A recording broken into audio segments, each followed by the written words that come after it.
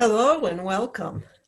I'm Dr. Irene Stein, and I will be the host for this research symposium session titled Millennial Workforce Leadership Preparation, a Delphi study, presented by Mary Kay McVey. We are excited that you have joined us today to hear Mary Kay's presentation. The chat window will be open during the session, so please feel free to participate or ask questions. Mary Kay will address chat questions during the last 5 minutes of the presentations. Now I would like to introduce Mary Kay McVey. Mary Kay owns her own consulting firm called Organizational Partners. She specializes in leadership training, process improvement training, and teaches at several technical colleges in Minnesota. Mary Kay has an engineering technology degree, a master's degree in project management, and is currently working on her PhD in organizational development and leadership. This presentation is taken from her work on her dissertation. Mary Kay? Thank you, Dr. Stein. As Dr. Stein said, my name is Mary Kay McVey, and I do want to recognize Dr. Daniel as being my chair for my dissertation. He's had to put up with a lot, and I appreciate that a lot. All right, so to start, just an introduction. As Dr. Stein said, I'm a PhD candidate in organizational development and leadership. My dissertation proposal is Millennial Workforce Leadership Preparation, a Delphi study. And I've been in a variety of different manufacturing industries where I have seen that the biggest problem that companies face is an aging workforce. And as we have an aging workforce, we have to bring in the younger generation. So companies are having a really big problem attracting and retaining that younger workforce that are needed to fill those vacant leadership positions that are happening. So, you want me to start my video? There we go. So to go back to why I really wanted to focus on millennials in the workplace is my son Connor. When he was younger, we were finding that, or I was finding that people his age were not really given a chance to come in and show their leadership skills. They were looked at as being very lazy, that they had to have their hands held, that they couldn't communicate, they couldn't do any of those types of things. And I reflected back to my son and I said, well, you know what? I know he communicates very well. I know he's hardworking. And I know that all of these other traits that people are saying millennials are not true. So I felt a need to really propose a study that would help organizations understand that there is an urgency that millennials are going to be coming into leadership positions, but they don't necessarily always know how to lead when it comes to the older generations. So that's why I thought that it would be a priority to make sure that millennials had the training that they needed. So we're going to go through with my proposal, we're going to look at the definitions of the different generations that they are. We'll talk about the generation turnover in the workforce. I'll state the research problems, the purpose, the importance of the study, look at the research questions that I proposed. We'll look at theoretical framework. We'll do a review of the literature, and then I'll talk about my methodology, which is an E-Delphi. And E-Delphi is the electronic version of a Delphi study, and we'll talk about that more. We'll get into the data analysis. We'll look at the applicability to the industry, and we'll talk about conclusions, and then at the end, we'll have references that we can review if you'd like. The definition, so we have basically 5 potential generations that are in the workforce. You have your traditionalists, these are people that are born before 1946. You have your baby boomers, which are born between 1946 and 1960.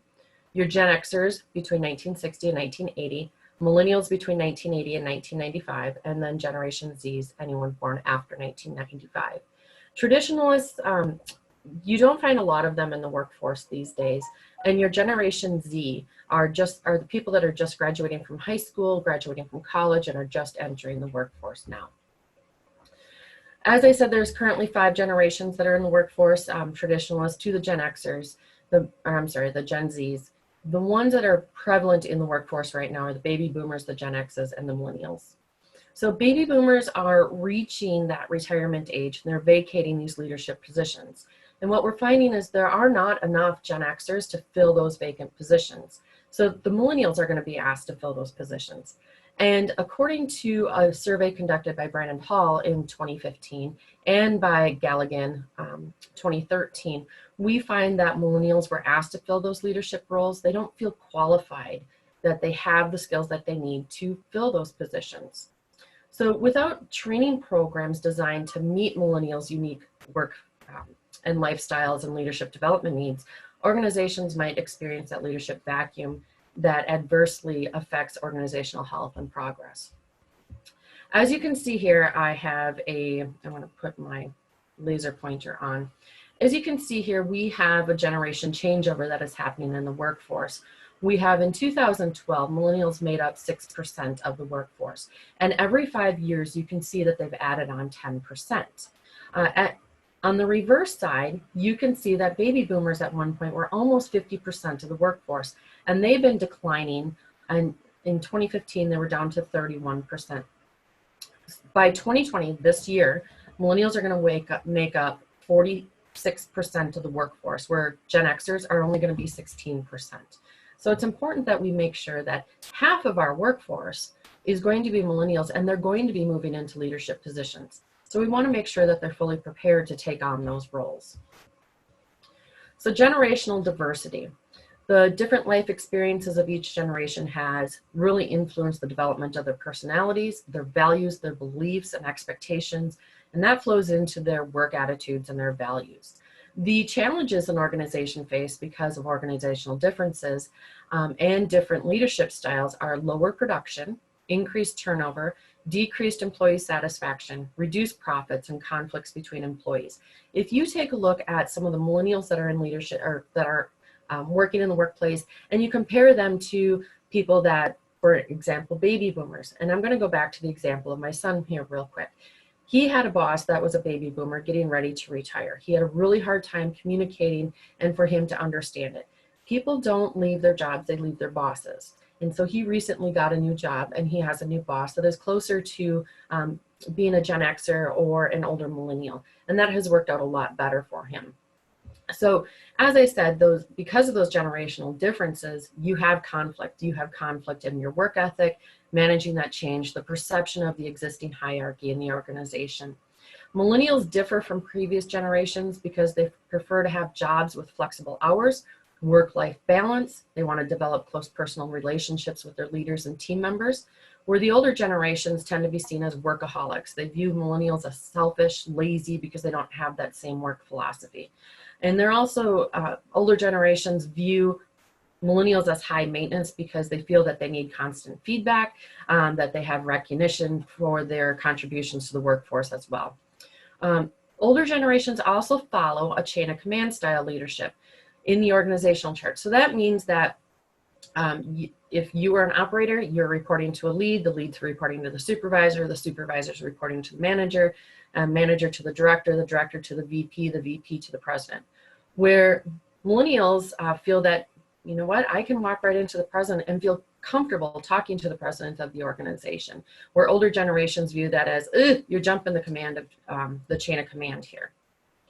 So generational differences can also influence organizational factors such as teamwork, communication, training, succession planning.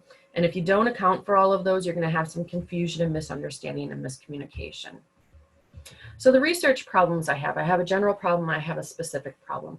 The general problem is few organizations provide training programs, prepare and develop millennials for leadership positions vacated by the retiring baby boomers because organizational leaders have not anticipated the need for such programs.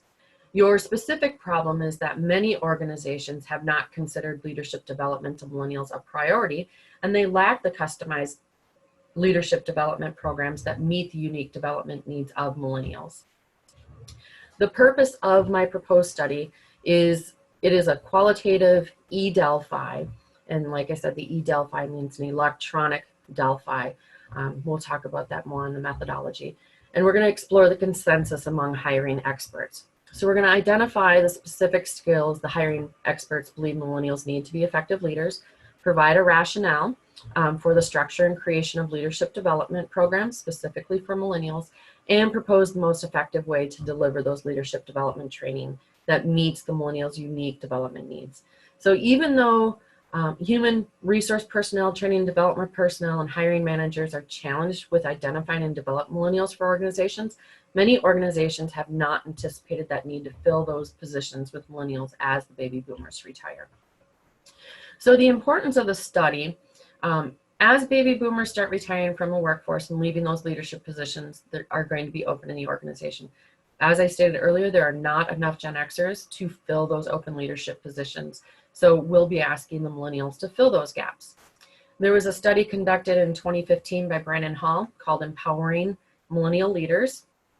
That study found that 51% believed leaders were not prepared to lead, and 71% believe their leaders are not prepared to lead into the future. The importance of this study is to provide insight into the crucial skills the hiring experts believe the millennials need to become effective leaders, a foundation for a leadership development program specifically for millennials, and the best delivery method for training program that will meet the needs and lifestyles of millennials. There are 3 research questions that I am proposing in my study, and that is, what are the specific skills that hiring experts believe millennials need to be effective leaders? Does a consensus exist among hiring experts about the structure and content of leadership development programs that should be explicitly created for millennials in the workforce? And does a consensus exist among hiring experts about the most effective way to deliver leadership development training that meet millennials' unique development needs? Now, discussing the theoretical framework, generational theory is one of the frameworks. Generational theory suggests that a generational cohort subcultures are created based on significant cultural, political, and economic developments during a specific range of birth years. Now, keep in mind that there is no standard definition for a generation when it begins and ends. But because we have each generation has the shared life experiences that create the generation's unique beliefs, values, attitudes, and logical processes, each generation tends to develop its own characteristic values during the pre-adult years. So if we think about this, for baby boomers, the arrival of television really significantly impacted the baby boomers' lives. It started to introduce audiovisual technology into their shared experience and transformed their experience of the world and each other.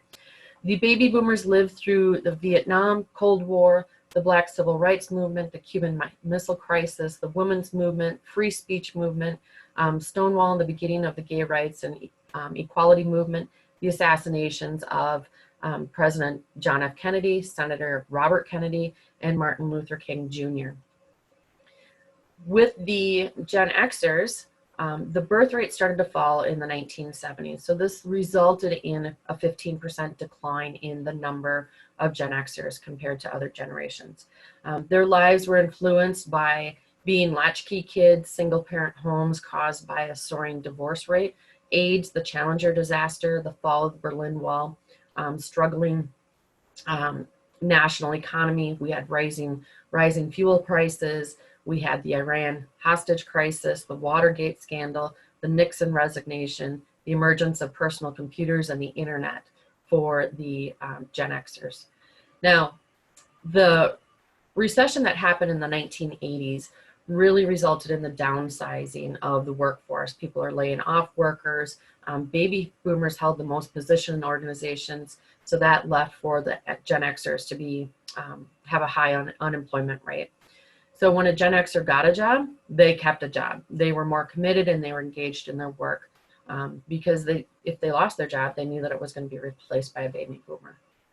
Now the millennial cohorts, they saw the Exxon oil spill, the Gulf War, the dot-com bubble burst, the downfall of the major corporations. They had Columbine in 1999, several kidnappings that happened. The parents of millennials became very vigilant. They were overly involved in their children's life. The parents tried to protect the children from ego-damaging occurrences such as failing grades. So all of this information is supported by different journal articles and research that had been done along the way. So Did I skip a slide? I think I did.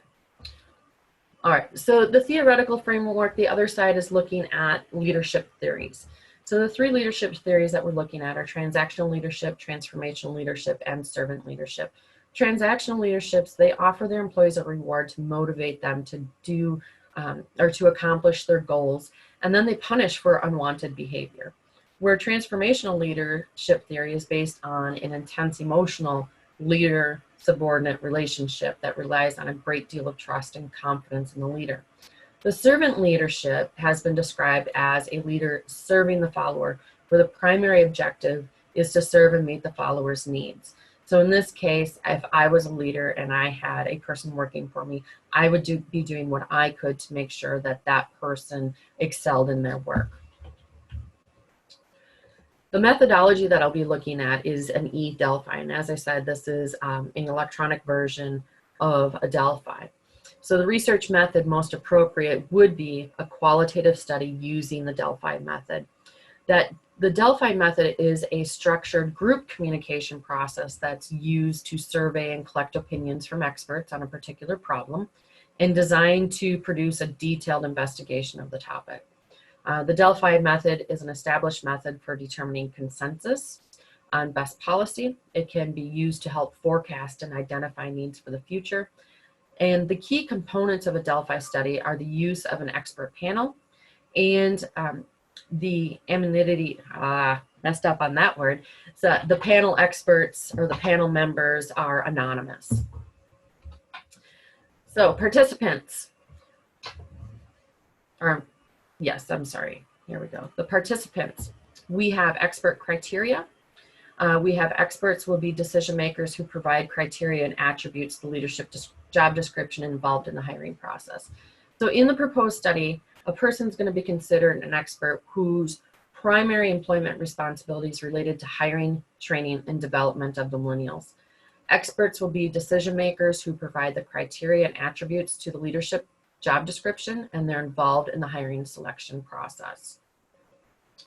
Participants will be knowledgeable about current information and perceptions regarding leadership, training, and developing millennials, while being open-minded to the findings of the study. Human resource personnel, training and development personnel, and hiring managers will be the people that will be in there. And to be considered for the proposed study, experts have to be 35 years old, have been in a position for at least 3 years, and have hired millennials into leadership positions. So data collection, flow of participants. When we look at the flow of participants, when they come into the study, they will be asked certain questions. If they're eligible, they will be able to go into the study. If they're not eligible, then they will be taken out of the survey. So when we talk about enrollment, we have a total number of people that would be involved. We have the number of excluded, so they did not meet the inclusion criteria, they refused to participate, or there might be some other reasons that they are not there. The follow-up, lost to follow-up, there might be some reasons why they decided to leave, or they discontinued participation. And then from there we go into analysis. So we're going to analyze the responses that each person had, and then if there was any that were excluded from the study. The data collection methods. So we're looking at the internet.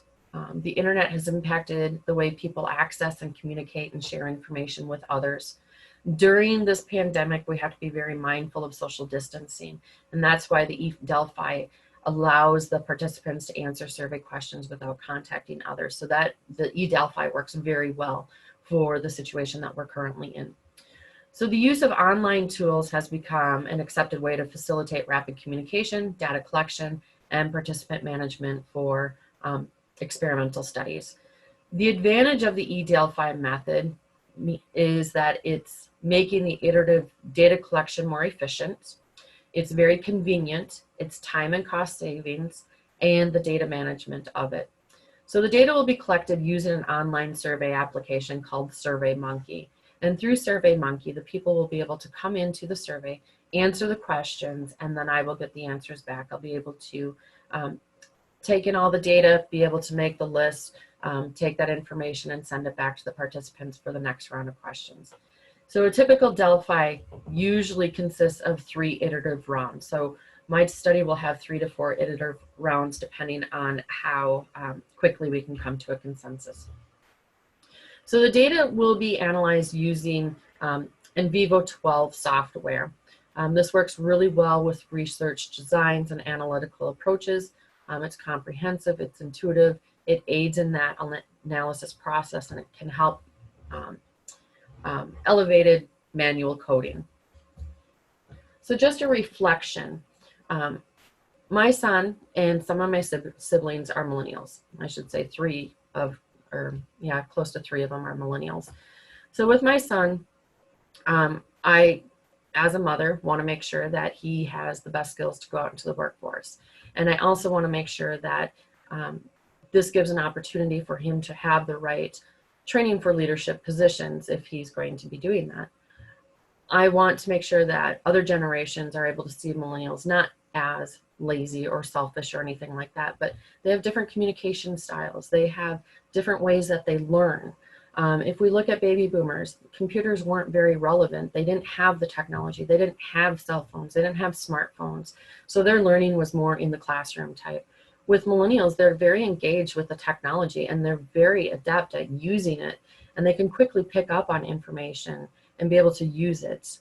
So that's a big part of why I wanted to do this. Also, building relationships with millennials. In the current job that I do, my business that I own, I work with a lot of manufacturers. There are a lot of millennials that work there, and I need to have a good understanding of how to be able to effectively communicate with them so that I can build a rapport with them, that they trust what I have to say, and that I'm able to help them and guide them through the training that they might be experiencing at this time. So as a conclusion, the proposed research would address the knowledge gaps that exist. They're identifying the specific skills the hiring experts believe that the millennials need to become an effective leader, providing a rationale for the structure and creation of leadership development programs specifically for millennials, and then gaining an understanding of the best methods for delivering leadership development programs to meet the unique needs and lifestyles of millennials. So that brings us to the end of my my presentation. If you'd like to contact me, you can contact me at Mary K. McVey is my name, mary.mcvey@myrockies.com, and my phone number is 715-308-9093. Feel free to contact me if you have any questions. Wonderful, Mary. Thank you so much. There are a couple of questions in the chat, and I have a couple. First of all, where are you in your research process right now? I know that you're not complete. No, will be coming up to do my preliminary oral defense very soon. Well, that's pretty exciting. Yes. What has surprised you so far about the research process?